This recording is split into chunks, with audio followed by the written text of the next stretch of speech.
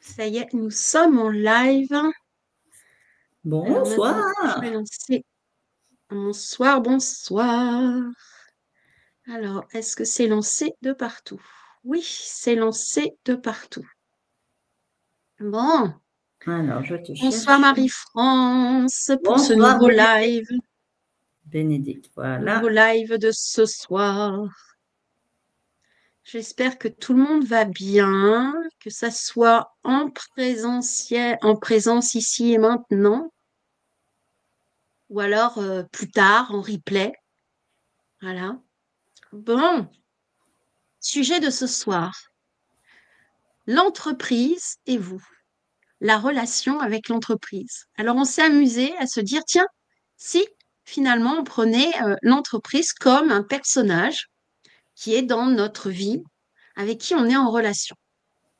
Quel type de relation vous auriez avec votre entreprise?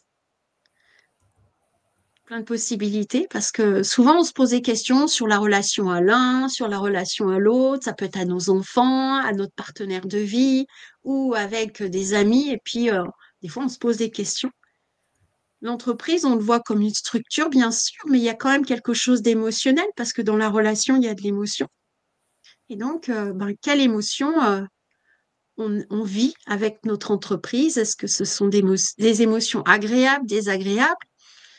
Est-ce que on se sent bien dans cette relation ou moins bien? Enfin, ça dépend. Parce que souvent, dans les entreprises, on parle de chiffres, de projets, comment dire, on prévoit au niveau chiffres, budget, on prévoit la campagne marketing, savoir quel produit on va vendre. Enfin, on pense à tout un tas de choses. Mais est-ce qu'on pense aussi au côté émotionnel, relation émotionnelle avec notre entreprise? Donc voilà, on s'est dit, tiens, on va imaginer l'entreprise ce soir, on va la prendre comme une personne qui est dans notre vie. Comment on va pouvoir en parler? Alors, Marie, tu avais, toi, une façon de le voir. Je te laisse donner ton point de vue. Oui, ben, on avait dit qu'on avait plusieurs pistes à proposer, parce que c'est vrai que l'entreprise, ben, on la prend comme une entité, mais ça reste. On a voulu jouer, nous deux, à se dire, et si c'était notre compagne de vie? Parce que, en soi, c'est ça, c'est notre compagne de vie. De toute façon, on passe tellement de temps avec. Et d'aller viser des pistes pour un petit peu faire Euh, comment vous l'avez rencontrée, comment vous vivez avec elle, comment ça se passe. On a voulu faire avec Bénédicte l'analogie comme si vous étiez un couple. Donc, votre compagne, alors on dit compagne parce que l'entreprise, on la met au féminin, même si on a discuté de l'idée que, tiens, c'est bizarre, c'est que du féminin, mais bon, voilà. Et on va commencer par le début, c'est du style, déjà, comment est-ce que vous vous êtes rencontrés? Alors moi, je donne, bon, évidemment, pour faciliter, je donne l'exemple par rapport à mon vécu à moi. À savoir que moi, mon entreprise, même si c'est un métier qu'au départ j'ai choisi par dépit, mon entreprise, par contre, je l'ai choisi vraiment avec cœur. Donc, c'était une belle rencontre, je vais dire. En tout cas, au niveau entreprise, c'était vraiment une belle rencontre parce que ça a été quelque chose où ça a permis de m'épanouir, vraiment. Et je sais que toi, tu as d'autres pistes aussi à voir par rapport à ça, dans la continuité après la rencontre. Comment tu pourrais envisager la relation, toi, Bénédicte? Alors moi, je l'imagine aussi comme une amitié, une relation d'amitié. Comment on se sent en amitié? Parce dans une relation d'amitié, si on a une bonne amie ou un bon ami, peu importe, comment on se soutient? Comment en fait on se fait évoluer dans la relation. Souvent, un bon ami va nous encourager. Un bon ami va des fois nous remettre dans les rails parce que si on n'est pas un bon ami, un très bon ami, en fait, on peut se dire les choses sans pour autant se vexer. Ce qui est un peu différent dans la relation amoureuse, je dirais, où en fait, c'est parfois un peu plus compliqué. Mais si on est dans la relation amitié, en général, il y a quand même quelque chose, on se soutient, on, en tout cas, on accepte les travers de l'autre. Que dans la relation sentimentale, parfois, ça peut être un peu plus compliqué. On le remarque des fois. Et donc, voilà, il y avait cette idée-là. Et alors, l'entreprise, comment, en fait, elle vous soutient? Elle vous, elle vous stimule, elle vous permet de réajuster votre jugement, votre façon, peut-être votre posture. Donc ça, c'est intéressant de se dire, est-ce que je suis soutenue par mon entreprise ou pas? Est-ce que, comment dire, est-ce qu'elle me permet de revoir peut-être mes jugements qui sont peut-être étriqués et peut-être élargir la vision? Ça peut être ça aussi. Comment en fait elle m'aide à évoluer? Moi, j'aime à dire qu'une entreprise, souvent, c'est un chemin de développement personnel et spirituel parce que ça nous apprend vraiment à nous connaître à bien des niveaux. La relation à l'argent, la relation avec les clients, la relation avec l'administratif, la structure. Et en tout cas, c'est pour moi, c'est une amitié, en tout cas si on prend sous cet angle-là, c'est une amitié qui peut être très constructive, mais toujours est-il que est-ce que je suis soutenue par mon entreprise ou pas? Et là, on en vient un petit peu c'était quoi? La routine. À la routine. Bah, comme dans toute relation, amitié. Et c'est là, moi, je dirais l'inverse de toi. C'est peut-être plutôt dans une relation amoureuse. On trouverait peut-être plus vite une routine que dans une relation amicale où effectivement, peut-être qu'on ose plus facilement se dire les choses sans peur de briser quoi que ce soit, que dans une relation amoureuse, on va peut-être avoir tendance à. Et en fait, l'entreprise, qui est quand même ta compagne de vie, même si tu peux pas vraiment l'envoyer bouler comme tu enverrais bouler ton compagnon ou ta compagne, toujours est-il que si tu le fais, tu vas quand même te retrouver toute seule. Donc, à un moment donné, il va falloir quand même faire attention à ce que ce côté routinier, il ne faut pas que ça devienne ce qu'on appelle une colocation. Il faut que ça reste encore vraiment le main dans la main, parce que l'un ne va pas aller sans l'autre. Tu ne peux pas, Mm. toi, vivre en parallèle de ton entreprise sans en tenir compte, et l'entreprise qui n'est, même si là on fait l'analogie d'une personne, en soi l'entité qu'elle est, qu'elle représente, même si elle n'a pas l'impact sur toi, elle l'aura quand même, parce que si tu n'y fais pas attention, elle va dégénérer, et c'est quand même toi qui vas en faire les frais. Donc, l'intérêt là-dedans, c'est quand même de faire si même c'est une colocation, parce qu'à un moment, la relation est peut-être moins amoureuse, mais comme tu disais, si elle est surtout amicale, ça peut être très beau, ça peut avoir une belle continuité et on peut justement faire pour que ce soit toujours dans la même direction. C'est vraiment le principe de se dire, si j'ai envie qu'elle évolue comme ça, bah, c'est moi qui vais devoir mettre des choses en place pour qu'elle évolue comme ça. C'est à moi de savoir où je vais avec elle. C'est à moi de savoir si j'ai envie de continuer avec elle. Si elle rentre toujours dans l'engagement que je m'étais donné, si elle répond toujours à mes attentes. Et sinon, ben, il va m'appartenir à moi de toute façon de faire un changement de direction si c'est nécessaire. Et puis, ben, toujours la prendre par la main pour l'emmener là où j'ai envie d'aller. Ça reste du main dans la main quand même. Hein. C'est vraiment ce relationnel est vraiment, même si on pourrait dire qu'elle dépend entièrement de moi, d'une personne, elle va, elle, à long terme, de toute façon, te renvoyer tout ce que tu as pu investir en elle. Donc, tôt ou tard, tu vas en faire les frais en bien ou en moins bien. Donc, tant qu'à faire, il vaut mieux être en accord avec elle, je pense. Ouais. Ben, quand je t'entends parler, ça me fait un peu, bon, je me lève, je vais au boulot, ça tourne, mais il y a peut-être quelque chose qui s'est un peu éteint. Moi, ça me fait penser à ce que tu me racontais par rapport à ton métier de coiffeuse, où en fait, y aller, mais c'était pas forcément à un moment donné en adéquation avec tes valeurs. Et peut-être qu'au niveau des produits, c'était pas ce qui, enfin, en tout cas, il y avait quelque chose qui ne correspondait pas à tes valeurs profondes.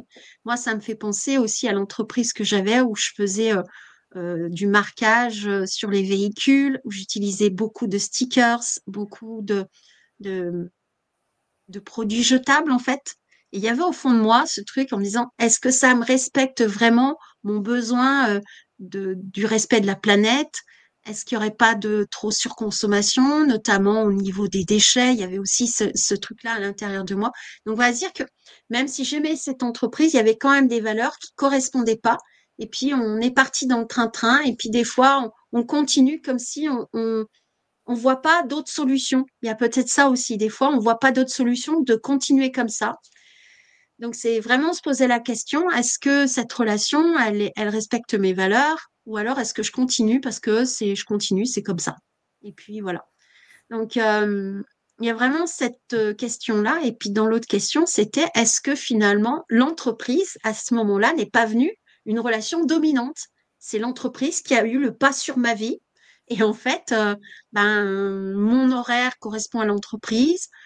Pendant les vacances, je suis toujours le nez sur le téléphone. On ne sait jamais s'il y a un client qui appelle. Euh, et puis après, le soir, j'ai du mal à terminer parce que, puis j'en ramène à la maison parce que, voilà. Bon, ça peut être aussi pour des salariés, hein, je dois bien avouer. On passe plus au niveau des entrepreneurs, mais c'est vrai qu'à un moment donné, est-ce que l'entreprise prend le pas sur ma vie personnelle et que finalement tout tourne autour de l'entreprise et puis que j'arrive pas à voir autrement? Il y a peut-être cette notion-là de se dire, mais comment je fais?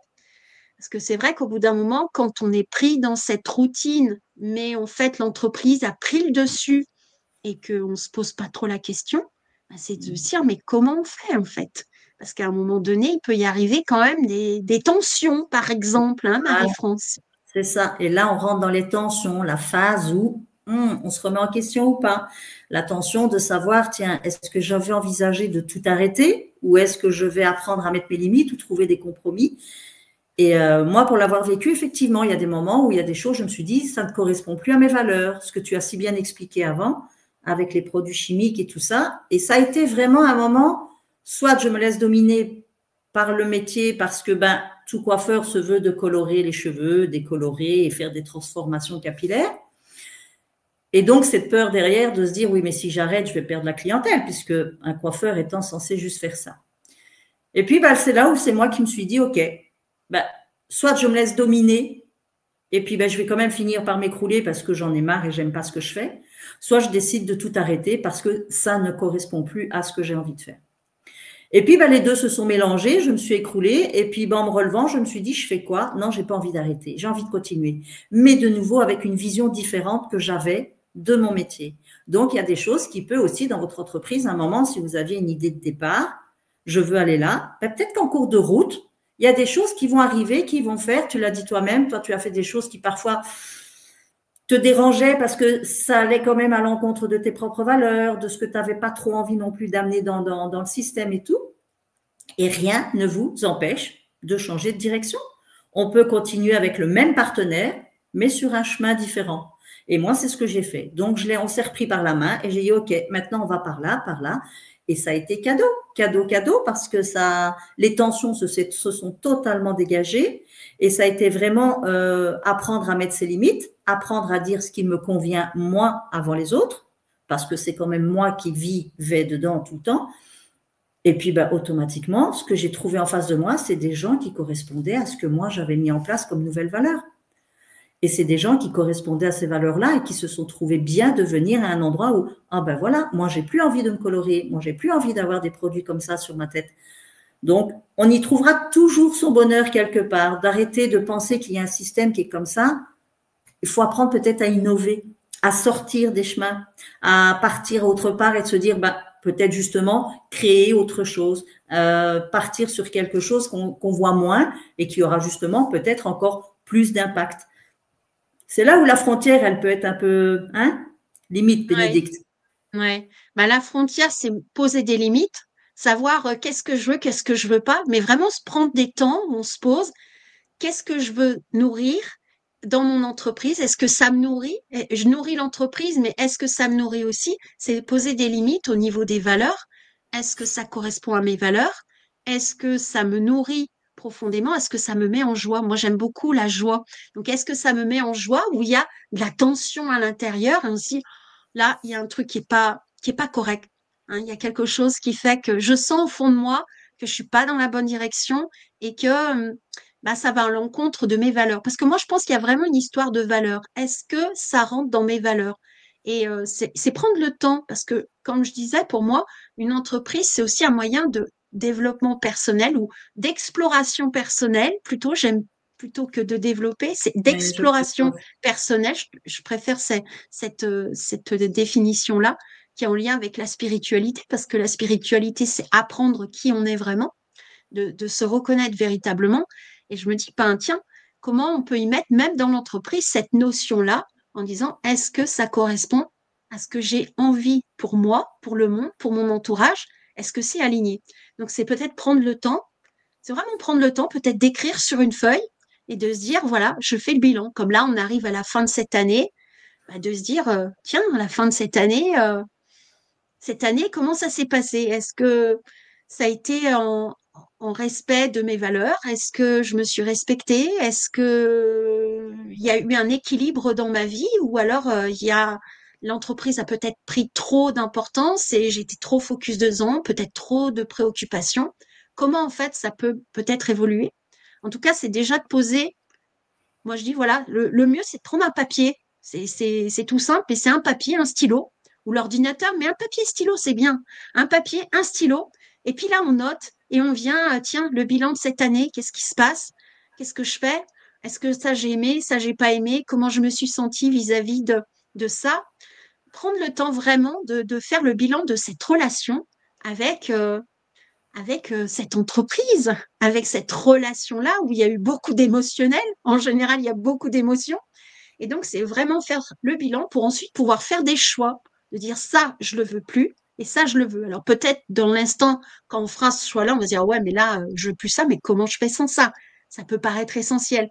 Mais peut-être qu'on peut s'ouvrir à d'autres possibilités. Tant qu'on pose pas en disant c'est ça que je veux pour mon entreprise, eh ben, en fait, on peut pas trop savoir. Donc, c'est vraiment poser, revoir les fondements. Il y a vraiment cette idée de revoir les fondements de l'entreprise pour arriver à justement à vivre quelque chose d'épanouissant, d'une vie épanouissante avec son entreprise et qu'elle s'insère, qu'elle prenne peut-être pas toute la place dans la vie, mais à sa juste place en fait.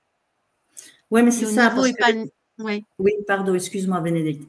Par Non, rapport à non. l'épanouissement, ce que tu disais, c'est ça, c'est qu'à un moment, je te dis, euh, tu l'as dit toi-même avec les choix, de faire le tri de ce que je veux, de ce que je veux plus ou de ce que je veux changer. Ben, c'est vraiment de soit renforcer une base qui est déjà peut-être solide, mais qu'on a encore envie d'entretenir et de maintenir, ou alors de retrouver une flamme qu'on avait peut-être perdue en cours de route suite à ces tensions ou ces choix qu'on a à faire.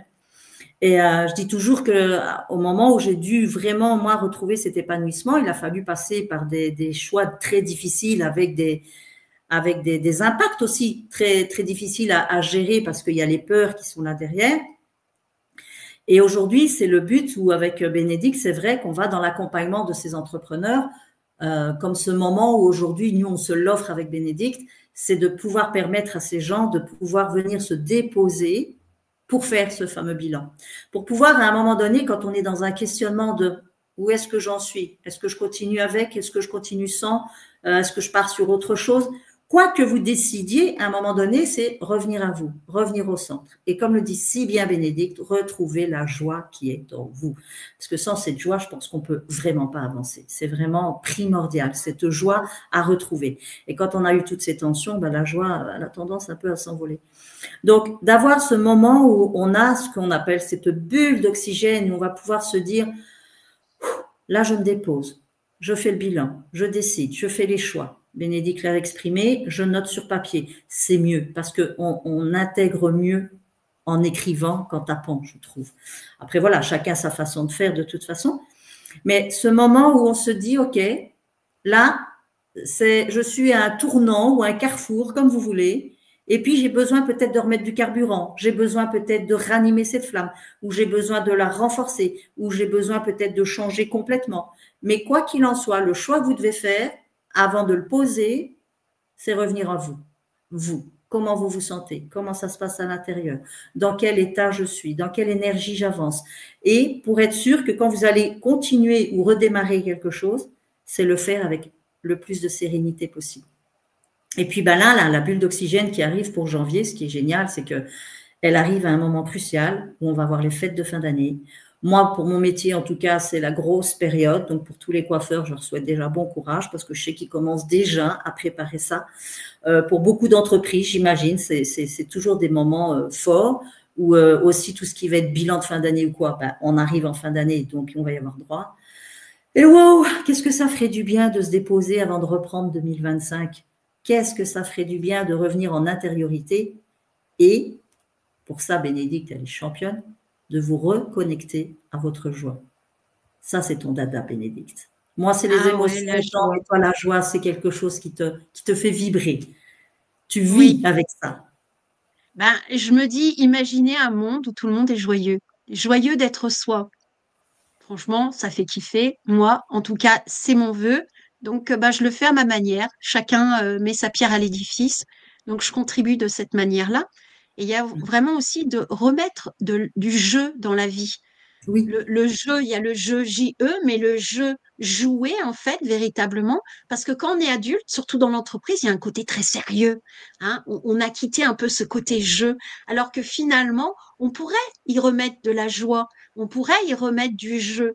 Par contre, c'est qu'est-ce qui me donne envie de jouer? Parce que c'est vrai que si alors bien sûr, on s'entend que dans une entreprise, il y a des activités qui sont moins folichonnes que d'autres, hein. Mais en même temps, ah ça oui, mais dépend bon. pour des personnes. Les gens qui aiment bien les chiffres, ils vont adorer les chiffres. Il y en a d'autres, ça va pas être leur truc. Donc c'est de se dire, bah où est-ce que je peux trouver de la joie dans mon entreprise? Et puis où est-ce qu'il y a de la tension? Parce que quand il y a beaucoup de tension, bah, comment je peux trouver des solutions? Peut-être en déléguant ou alors en sous-traitant. Il y a aussi des possibilités comme ça. C'est faire le point et de se dire qu'est-ce que je veux. Au moins de poser des intentions, même si au départ, c'est pas tout de suite là, c'est dire voilà, ça, franchement, si je pouvais m'en passer, ça serait bien. Je sais que ça doit être dans l'entreprise, mais comment ça peut redevenir quelque chose de joyeux ou alors trouver un moyen que quelqu'un, c'est peut-être un jeu pour quelqu'un d'autre, en tout cas. Donc, c'est vraiment trouver ce moyen-là et de se poser. Donc, c'est vrai que dans la bulle d'oxygène, on va venir un temps de respiration, se poser et faire un bilan de l'année qui vient de s'écouler et puis redémarrer 2025 en posant les vrais fondements. Parce que souvent, bah, comme je le disais un peu plus tôt, on prévoit le budget, on prévoit la campagne marketing, on prévoit et ça serait peut-être bien de poser aussi, je prévois quoi pour l'humain, l'humaine que je suis dans cette vie, dans cette entreprise? Qu'est-ce que je veux? Comment je la nourris et comment je, je l'amène à évoluer aussi bien que l'entreprise? L'entreprise évolue, mais moi, est-ce que j'évolue? Ou alors ça m'étouffe complètement? C'est vraiment la question et de se dire, mais comment 2025, je peux vivre de manière épanouie avec cette entreprise. Donc, la bulle d'oxygène, on va venir explorer tout ça, se poser en conscience, venir jouer aussi, parce qu'il va y avoir beaucoup Aussi, de jeux. Ça va être de la surtout, légèreté, surtout de la voilà, légèreté. c'est ça. Comment on peut explorer tout ça, mais de manière ludique, de manière joyeuse, parce que c'est aussi mon objectif. Et c'est beau, je trouve, juste parce que c'est beau et que ça fait du bien. Et puis c'est se remettre, comme tu as dit, hein, c'est l'humain avant tout, c'est se remettre au centre de sa place, au centre de sa vie et répondre à ses propres besoins profonds, avant tout. Avant de répondre aux besoins de qui que ce soit d'autre pour faire vivre une entreprise, c'est déjà de nourrir vos propres besoins. Ça, je l'avais déjà même redit, c'est on va s'amuser quand on crée son entreprise. En théorie, on a créé quelque chose qui nous nourrit, donc qui nous amuse, qu'on trouve ça chouette. Et à un moment, si on voit qu'on s'y amuse plus, alors il faut peut-être aller retrouver cette joie à l'intérieur et de se dire tiens, où est-ce qu'elle est? Pourquoi est-ce qu'elle n'est plus là? Comment je peux la faire revenir et revivre? Et c'est vraiment ça qui va vous animer pour la continuité ensuite de votre entreprise. Donc, ramenez l'humain, l'humain, l'humain. Vous d'abord et Mm. vos choix et vos besoins à assouvir. Donc, dans cette Ouais. bulle, ça va vous permettre tout ça. On n'est pas là pour Mm. vous en remettre plein la tête, on est juste là pour vous en mettre plein le corps. Donc, c'est vraiment cette reconnexion aux émotions et à la joie. Et je crois que sans ces Ouais. deux-là, pour avancer, c'est très compliqué. À un moment, ça devient lourd et on se prend un mur, Ouais. n'est-ce Moi, pas? ce qui me vient, c'est dans le corps et dans le cœur. Voilà, il y a vraiment Oui, une histoire de cœur, d'être au cœur de soi, au cœur euh, de, ben, de ce qu'on a envie véritablement. Et puis, je me dis, bon, c'est aussi, ça peut s'adresser aussi à des entrepreneurs qui se lancent pour bien démarrer, justement, pour poser bien sûr. les fondements. Ça, c'est, voilà, on va dire que ça peut s'adresser aussi bien à des entrepreneurs qui sont dans le feu et qui ont envie de se poser et de reprendre les choses peut-être avec plus de conscience ou en tout cas de reposer les fondements parce qu'il y a peut-être une perte de sens ou en tout cas besoin de souffler. Mais ça peut être aussi pour les nouveaux entrepreneurs qui ont envie de se dire, tiens, j'ai envie de démarrer, mais pas n'importe comment. J'ai vraiment envie de démarrer avec, voilà, comment je projette mon entreprise et comment j'ai envie de mettre l'humain au cœur de mon entreprise. Donc voilà. Je pense que c'est ça, l'humain au cœur de l'entreprise. Ça devrait être la phrase finale. Merci, au revoir tout le monde de nous avoir écoutés. Mais vraiment, je pense que c'est ça, l'humain au cœur de l'entreprise. Et puis vous particulièrement. Donc, à un moment, c'est recentrez-vous sur vous et prendre l'importance que vous avez. Donc ça peut vous aider pour avancer effectivement en créant une nouvelle entreprise. Ou les personnes qui, c'est vrai, tout le long de l'année, on le dit souvent, hein, Bénédicte aussi, ces femmes au foyer qui ont une multinationale sur les épaules, parce que là, ils sont sur tous les fronts et dans toutes les professions qu'on peut imaginer. Et là aussi, je pense que pour ces personnes-là, ça peut être vraiment aidant de se dire à un moment, hé, stop, là, je vais prendre soin de moi et je serai sûrement encore peut-être plus au taquet pour après, mais c'est même pas le but de se dire je me nourris pour nourrir les autres, c'est je me nourris pour me nourrir, point barre. C'est moi d'abord. Ouais. Et ça peut franchement aider aussi beaucoup de femmes comme ça qui sont en charge mentale plus. Ouais, ça c'est vrai. Effectivement, de rappeler ça, c'est une bonne chose parce qu'une femme au foyer, une mère de famille, ben, c'est une vraie entrepreneuse. Elle a multitâche, plein de choses et souvent elle se fait passer en dernier. Donc, ben, c'est peut-être intéressant de venir se poser, de se dire, mais qu'est-ce que je veux pour moi?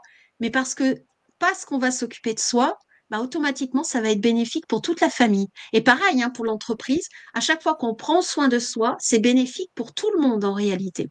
Donc, il y a vraiment Toujours. une invitation. Donc voilà, il y a la bulle d'oxygène qui est là du 10 au 13 janvier. Remets On toujours mettra la les fiche, liens. si tu veux bien. Non? Voilà. Tu as la fiche sous les mains? Alors, hop. Je dois la voir, effectivement. Hop,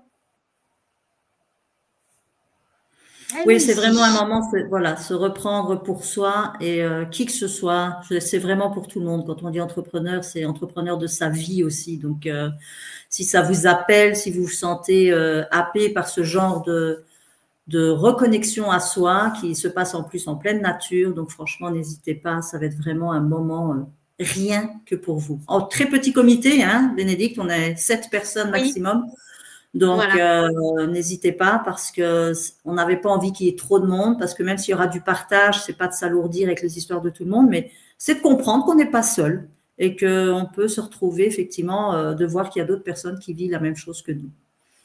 Donc Trouver du voilà. soutien aussi, à trouver écho, parce que c'est souvent avec les autres qu'on grandit aussi et qu'on évolue. Donc, il y a l'effet, ce qu'on appelle l'effet miroir. Donc, voilà. Tout à fait. Tout à fait. Donc voilà, nous restons à votre disposition pour tous les renseignements. Vous allez trouver les liens de toute façon ici aussi sur la fiche et sur la page Facebook de Bénédicte et la mienne. Et n'hésitez pas à prendre contact pour avoir tous les autres renseignements nécessaires.